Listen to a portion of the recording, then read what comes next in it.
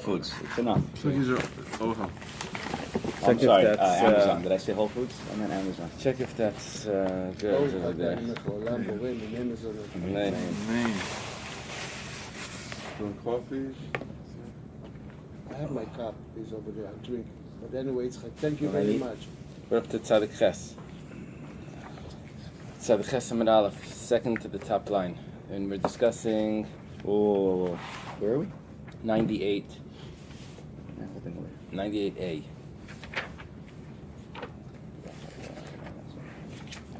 This is a different one. I have a different one. Yeah. I'm not used to using This this one. I'm using right after the... What's that? I'm gonna use this one in a minute. Okay, Take this one. Yeah. Because my thing is ending. So I pulled this out. Okay. This is Tzaddik Ches Aleph. Yeah. Yom Shishi. Okay, so we quoted a pasuk. The pasuk says,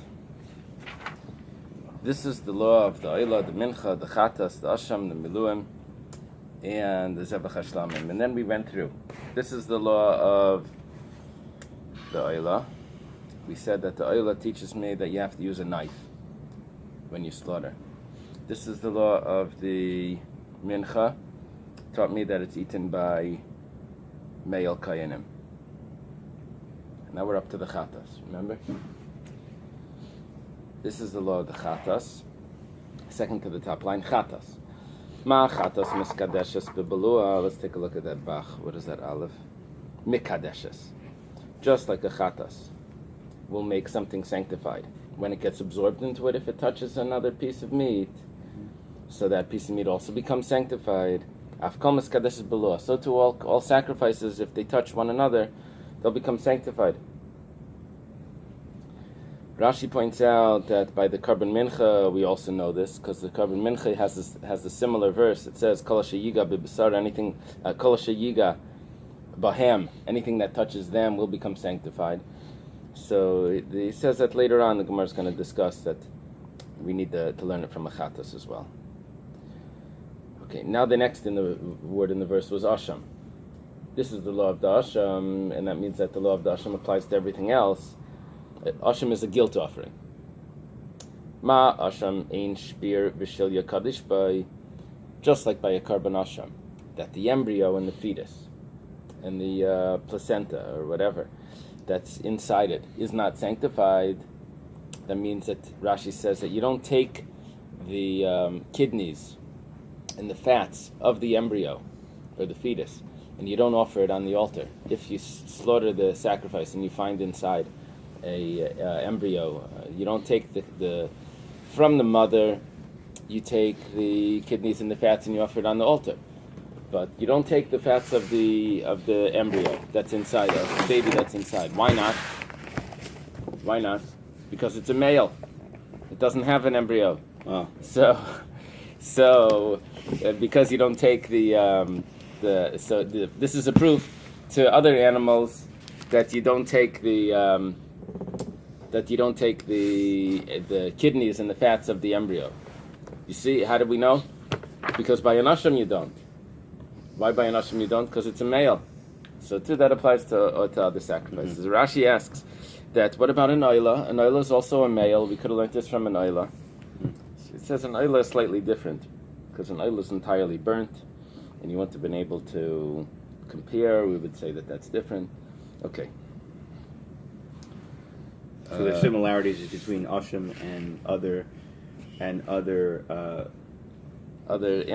sacrifices, right? Where you would Kasavar, he holds, or this opinion holds, Vladis Kachim Bav Yasin in Kedoshim, that offspring of sacrifices only become sanctified after they're born, but not while they're inside. While they're inside, they're not considered sacrifices. Okay.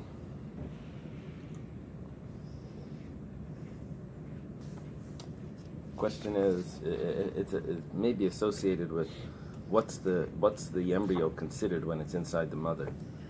It's because it's a part of their mother. Here we're saying that it's not. saying that it's not really part of the mother. So what is it considered? Because when Well, it comes if out, you shochet say the that mother, it is saying. if you shochet the mother, right? It's already considered that the shchita over there is done already. Yeah, but you don't take this and put it on the altar. You're talking if it's considered as Right. this or not. Yes, you do. Because if you shochet the mother, you don't have to shochet the blood. Yeah, Correct but or not? you don't take the parts of the vlad and put them on the altar like you did to the Why mother. not? That's what we're learning here. Why not? Okay, that's the question. Oh, see, if you were to sit here, you know the answer. We want you to have the answer. And another thing that we need to accept is...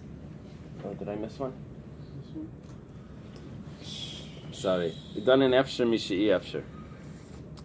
And we can also learn something that's potential from something that has no potential. What do we mean by that? What we're saying is that how are we learning that you don't take the inside of an animal, the embryo. You don't take the embryo and put it on the altar. How are we learning that? We're learning that from an ashram that's a male. And we're learning that to other ones that are females, that have the potential. The Gemara calls this Donin Efsher Mishi'i Efsher. Efsher means impossible. Efsher means possible. We're learning something that's possible, that could be possible, from something that's impossible. And that's a good limud. Because otherwise, if you don't say this, you could say, what are you talking about? Over there, there's no embryo. How can you learn from there? It doesn't exist. Okay.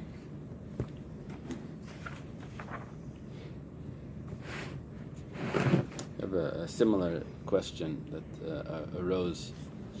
When a woman converts, so if she's pregnant, the baby converts together with her.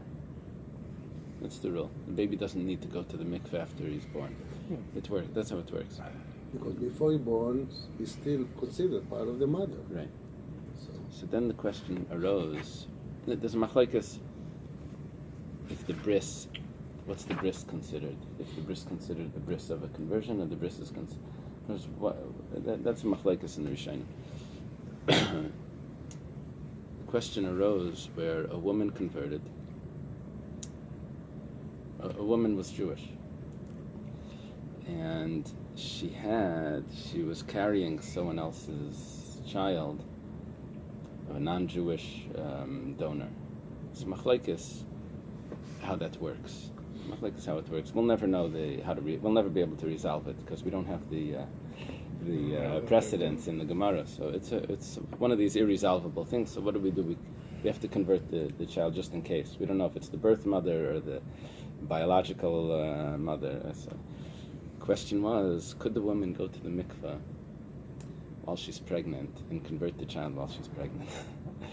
So if it would have been her own, then of course she can. But here, she's not converting. It's not her. She's a Jewish woman.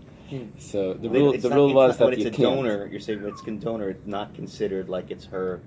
Yeah, but that's a separate question that we'll not be able to resolve.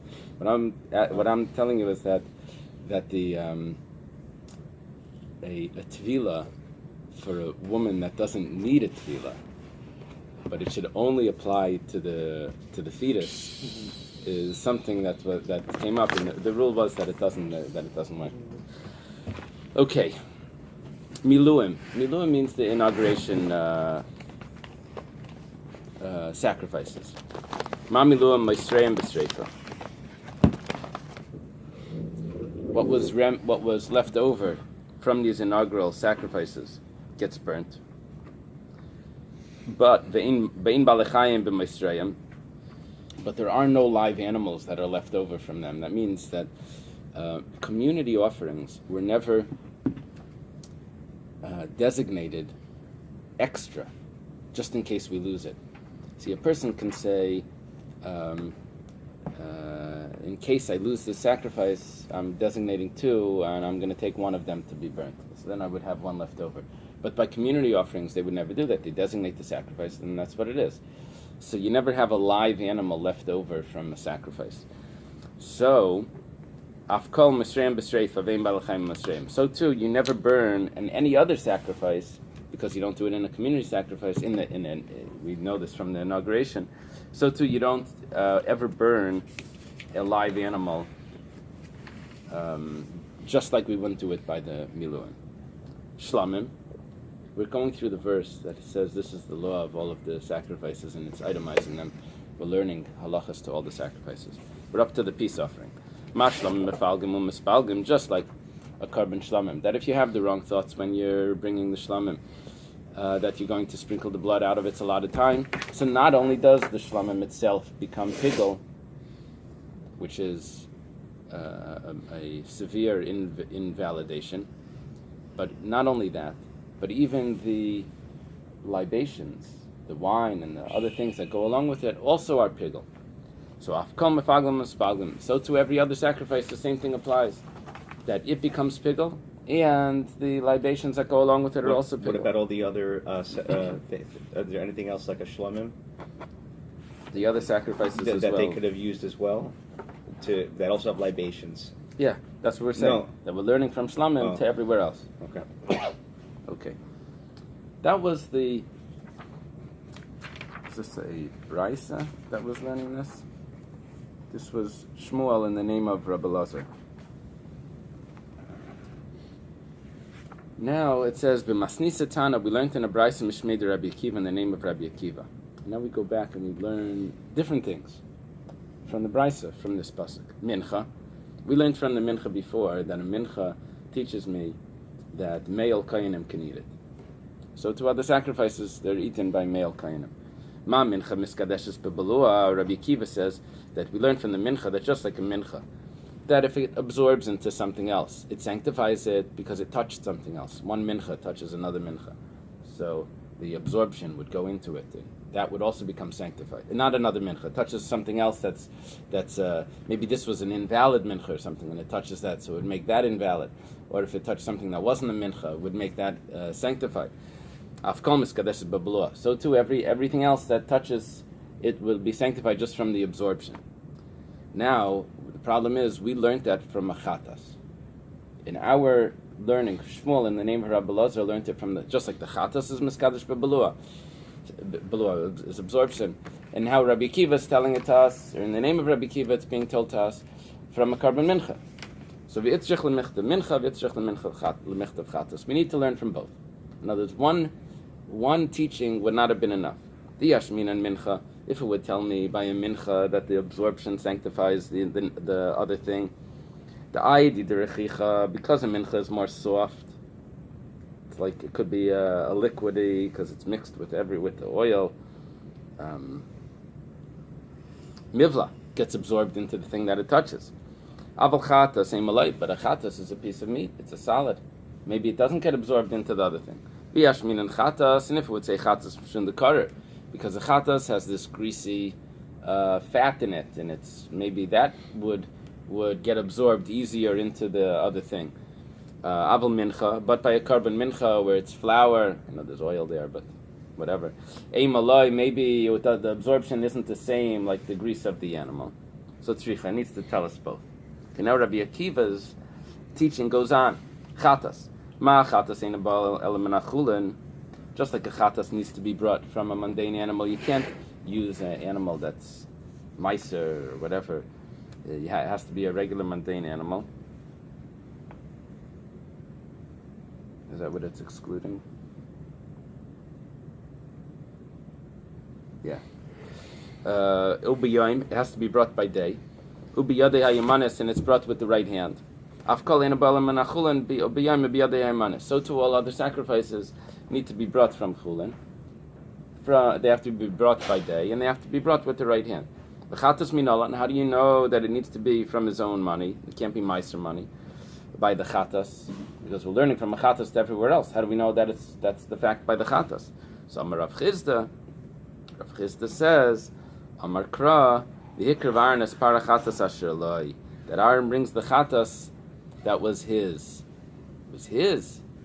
That means that it wasn't brought from the community. It had to be brought from his own money, from mundane money. Mishaloi v'loi mishal tzibur, v'loi mishal meiser. It means it needs to be his, not community and not meiser money. He brought his own sacrifice. B'yayin, it's brought by day. Mibiyam Tavasin Nafka. What are you telling me we learned from Mechatas? We have another pasuk that tells me that this is the law that Hashem commanded Moshe on Har Sinai on the day that he commanded the Jewish people to bring their sacrifices. It says on the day that he commanded him.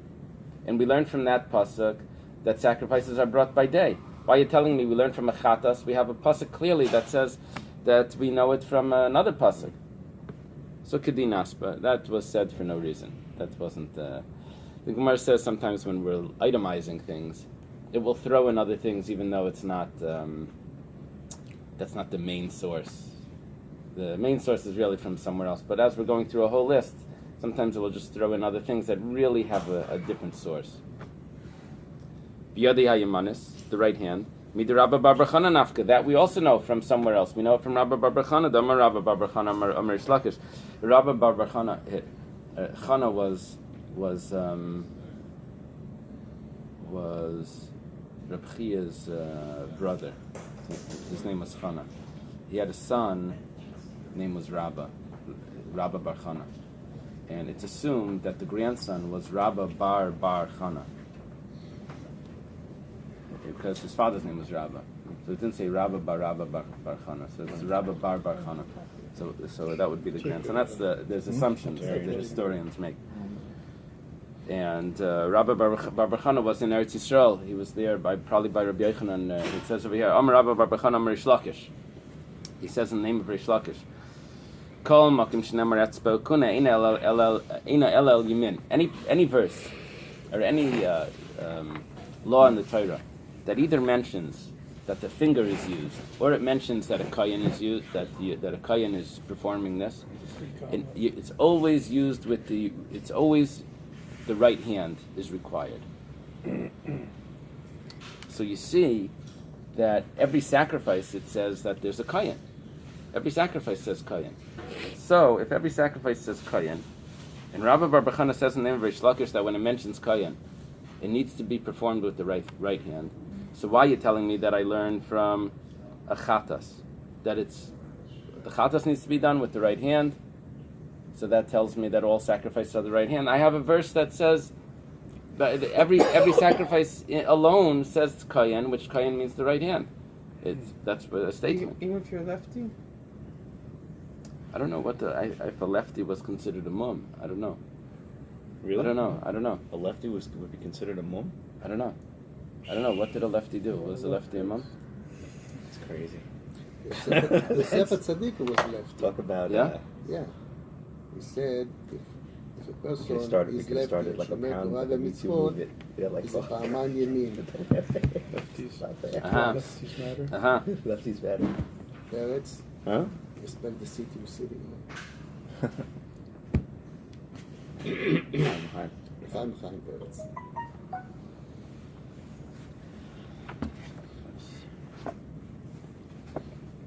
Obama was a lefty. Huh? Wow. Obama was a lefty. That explains it. Yes. It's left come from evil inclinations, from Yetzer Hara. But if a person shomer Torah v'mitzvot, is like twice strongs of right. Oh. I was lefty, and my uncle forced my mother to make me to be righty. Thank God. Thank God. Yes. See? Wow. I don't know what you would have been if No wonder he's on such a high level. Yeah. Yeah. Ladies and gentlemen, please respect parents. And then you had his years and everything. Parents, What other secrets you have? parents is sitting on the hot seat now. He has to be one with the Gemara. Okay. Yesterday he was one with the Gemara. That's exactly. So it's a Kedin Aspa. The truth is that we know that you need to use the right hand from the fact that it says kohen. And we don't need to learn it from Mechatas. Kedin Aspa, it says it for no reason over here. If you want, I can say, and give you another answer, that Savala Karib Shimon, Damar Etzba Le Baikuna, Bakuna Bay Etzba. We said that there's two words that teach me that to use the right hand. One is Etzba and one is Kahuna. Now, the truth is, you really don't have two words. You really only have one word. It's Etzba. If it says the finger, then we know it's the right hand, the right finger. If it says Kayin, then it doesn't teach me that. It doesn't teach me that. It's only really the word etzba. Etzba, if it says etzba alone, then it doesn't need the word kahuna in there, or kayan in there. It says kayan, it still needs the word etzba to teach me that it's the right hand. So therefore, the fact that every sacrifice mentions kayan doesn't mean that it's the right hand, because it doesn't say etzba, the finger. Okay, so therefore, we can learn it from here as well. We can learn it from, therefore we learn it from Achatas, and not from Rabbi Bar Bar Chana in the name of Rish Lakish. Asham, the guilt offering, ma asham atzmaisav mutarim, afkal atzmaisav mutarim. By the asham, you're allowed to use the bones to make bone china.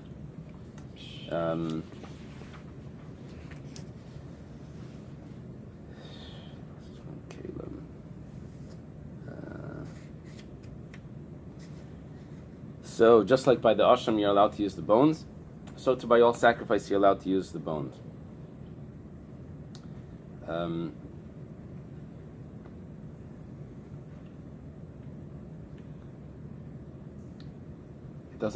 It's not considered leftover from a sacrifice, which becomes invalid the following day because it wasn't edible.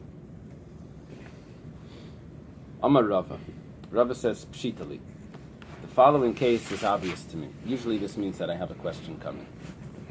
Whenever they say the term, when it says obvious, so it could either mean, why are you telling that to me? It's obvious. Or it could be an introduction to a question. So here he says, this is obvious. Dam chatas l'mata v'dam oila l'mayla. Let's say a person has a stain on his clothing from the blood of the chatas, and then he has a stain on it from the blood of the oila on top, so he has a double stain. Stain on a stain. Ton kibus. It obviously needs to be washed. Why? Because the blood of the chatas is absorbed into his clothing. The blood of the oila doesn't make it not a stain. The blood of the oila we didn't say needs to be washed. It's only the chatas that needs to be washed. So, but Rava's question is, dam oila lamata. Let's say there's a stain in the garment from an oila. V'dam chatas lamayla, and on top of that stain is a stain from a chatas. So do we say that the blood of the chatas got absorbed into the garment, or do we say that there was already a stain there and it's only on top? So mahu, what's the halacha? Mishum negeyahu. Is it because it's attached to it? The blood of the chatas is attached to the garment v'hanegeya, and it's attached to it now as well, so it needs to be laundered in the holy place.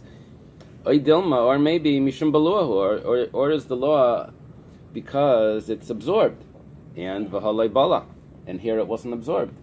Here, because why wasn't it absorbed? Because I have the blood of an oila that's underneath this. That's the first stain. So Hadar Pashta Rava then returned and he answered it, the Eintun Kibus, that it doesn't need to be washed. Because touching is not the problem, it's only the absorption that's the problem.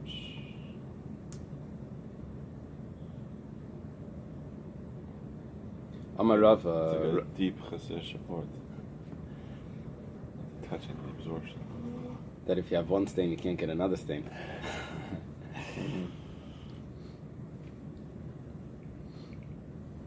Well, the chassidus in it would have to do with that an external, things that look external is not, doesn't mean that's the real problem. It could be, it's externally the problem, and actually inside it's something totally different.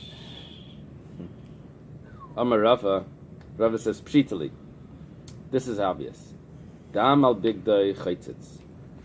If a person has blood on his clothing and you want to put the clothing in the mikveh because they became tummy.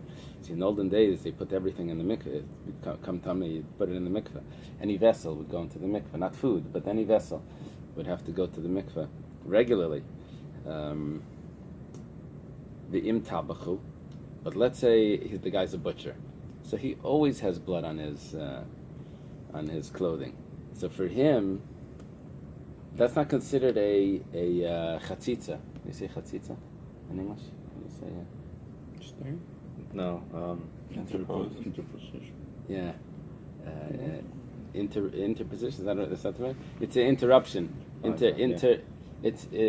you put something in the mikveh, it needs to be perfectly clean. If you have anything that's stuck to it, then it's not a valid mikveh. It's called a chatzitza. So if there's a stain on the clothing and you put it in the mikveh, it's not valid. It didn't work. So, but if the guy's a butcher, so that's not considered a stain on his clothing because he always walks around like that. So that's what his clothing looks like. Wow. it'd be like a gardener has green on his pants. See, a mechanic is their hands are always like dark from the grease, and they don't. For them, it's not even dirty. It's them. That's like the way it is. So if he's a butcher, ein chaitzitz. It's not considered a stain. For him, that's normal. Well, the reason is because what's considered an interruption? Only something that bothers you, that you want it to get removed. But if it's something that doesn't bother you, then it's not considered an interruption. Revav al big day. Let's say there's some sort of grease, fat, wax, something stuck to the clothing. So then chaitzitz, that's an interruption. But if he's a guy that sells fat, I don't know what sells, like maybe candles or something, I don't know. So ein chaitzitz, then it's not a problem because he always has this on his clothing. Rav asked the question, Dam revav al big day. Let's say there's a guy that has blood on his clothing and he also has grease on his clothing. Mahu. Im tabachu, if he's a butcher, so typically mishum revav, so it's not valid because he has grease. Mm-hmm. He's a butcher. He doesn't have. He has blood. He doesn't have. He's not a candle maker. V'i meicha revavu, and if he's someone that sells the grease, typically mishum dam, so it's not valid because he has blood on it. Like tzricha, no. When is it necessary? The avidha. He's a guy with two jobs. He's a butcher and he also sells candles or whatever. He sells grease. The achada like kapit. Is he only not careful about one thing, but a tarti kapid? But if he has two stains, blood and grease on his clothing, that would be say, "Oy vey, I'm dirty." Oy dilma, or maybe a tarti namile kapid, or maybe he's not careful about the two things either. He has two jobs. So teko. The Gemara doesn't have any answer to this. Very interesting, right?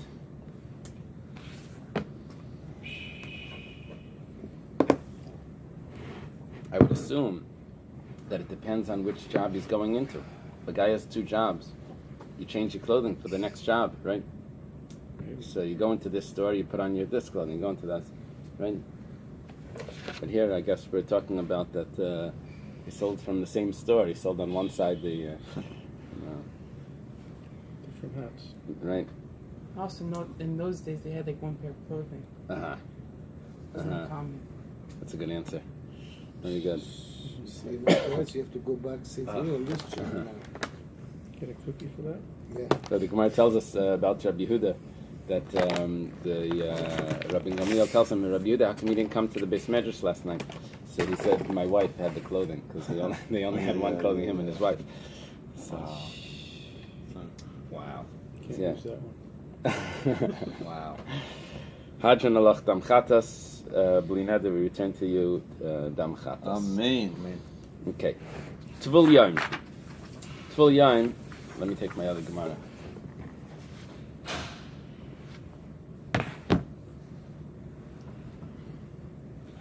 Someone that went to the mikveh because he was tamei, and the rule is that he has to wait until nightfall for him to eat truma. So it's a kohen. Yeah. Or a kohen that needs to bring sacrifices, or truma, or other things, or other karbanos. Or mechusar kippurim, or he didn't bring his sacrifices yet. He had a more severe type of tumah, matzayra or a zav, and for him, he needs to wait until he brings the sacrifices. Not only after the mikveh, but he has to wait the nightfall, and the following day he can bring his sacrifices. This kohen, he didn't bring his sacrifices yet. So, einam cholkim b'kadshim lechol la'erev. You can't divide with him the sacrifices. He says, I know I can't eat it yet, but I'm going to eat it tonight. I'll wait for nightfall. If maybe it's a Tvul Yom, he went to the mikvah already. At night he'll be able to eat it. Just give it to me now. I'm saving it for later. We didn't mention over here if he's milchik, because he had the Parmesan cheese in the morning. It's going to... But we're here... Kohanim are not milchik. They're always meat. Yeah. Probably. I'll tell you why it's not true. Because one of the gifts that the people would give to the kohanim is a section of the stomach called the keva, and the significance of the keva, it's a piece of it's the stomach. The significance is that the keva was a rennet, It's the enzyme. It's that was used to make cheese. Cheese. So the Kainim were big. Yogurt. Yogurt was probably they would probably use other things. This is to make the real, the heavy cheese, because they would need to preserve the milk if they had. The only way to preserve it was to make it into cheese. The skin of the keva. Okay. So they would use Used to keva, shake it, yeah. and they would put it in there. So the Kainim had big cheese. Cheese festivals. Yeah, cheese factories and everything. You know, how's this? Every sacrifice. You see, Every not every sacrifice. Every animal that was slaughtered, the Kainim would get this section. you know, They had all of this. You know how stink is this keva? I can imagine. Because by us, sometimes my mom used to make food, put rice inside of the stomach. And Like when kishka. Kishka. But it's the real kishka. Right. But it's good, but it's... I guess halavi או לא? לא, זה היה בשרי אורס עם כל מיני דברים בפנים. We don't understand what you're saying. You have to do a demonstration. We don't Yeah, understand. I have to After, ask after the 9 days. my mom to do it. After Okay. the 9 days, you can show us. Einin. Let's say With Judge Charles. so we're learning that a person that's not capable of eating of it because he's impure, he also doesn't get the portion either. He doesn't get it divided to him either. Einin. Let's say someone passed away, a close relative passed away to this kain. So he's not supposed to do the service in the temple because he's an einin. It's before the morning. The body Before was the buried. buried. Before the Before body the was body's buried. buried. It's That's the first limbo day. status, right? Yeah. So Nageya, he's allowed to touch things, but Ve'ina Makriv, he's not allowed to offer them in the temple. Ve'ina Chaylak Lechal Erev, he also doesn't get his portion to eat in the evening. Bali Mumin, let's say a Kayan that has a mum. Bein Bali Mumin Oivrin, whether he has a mum that's passing, because it's going to heal. Bein Bali Mumin Kavuin, whether it's a mum that's permanent, he was born like that, or it's something that's never going to heal. So Cholk and Vaichlin, he does get a portion and he does eat. Even though he doesn't do the service, but he gets to join in them in the division of the food and all the sacrifices. Avalei makriven, but he doesn't offer the sacrifices. Kol shein arayla avoda. Anyone that is not fit to do the service, ein achelik bebasar, doesn't get a portion of the meat. Now the Gemara is going to ask, well, you just said about mum, who's not fit to do the service, does. But kol shein lei bebasar, anyone that doesn't get from the meat, ein lei ba'oris, he also doesn't get from the skin. So this person that doesn't get from the meat, he doesn't do the service, he doesn't get from the meat, he also doesn't get from the skin. Afilu tameh, even if a person is tameh, b'shas rikas damim, at the time of the sprinkling of the blood. However, v'tar b'shas ekte chalavim, but he's pure that evening when they're burning the fats on the altar. Ein achelik b'basar, he doesn't get a portion. He was tameh at that time of the sacrifices being brought. He doesn't get the portion. Shenemar hamakriv